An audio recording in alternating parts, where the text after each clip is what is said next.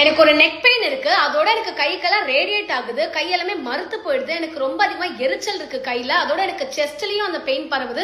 பின்னாடி இருக்கிற முதுகுலயுமே எனக்கு அந்த வலி பரவிட்டு இருக்கு. இங்க பின் மண்டையில இருந்து இப்படி ஃபேஸுக்கும் எனக்கு ஒரு வலி வந்துட்டு இருக்கு. எனக்கு இங்க ஜால இருந்தெல்லாம் ஒரு பெயின் வருது. கண்ணை சுத்தி துடிக்குது. எனக்கு வாயை சுத்தி எல்லாம் துடிக்குது. எனக்கு இங்க இருந்து ஒரு மண்டையில பின்னாடி ஒரு விண்ணு ஒரு பக்கம் வலிச்சுட்டே இருக்கு. தலை சுத்தல் இருக்கு. அப்பப்போ வாந்தி வர மாதிரி ஒரு சென்சேஷன் இருக்கு. மூச்சு விடுறதுக்கு அப்பப்போ சிரமமா இருக்கு.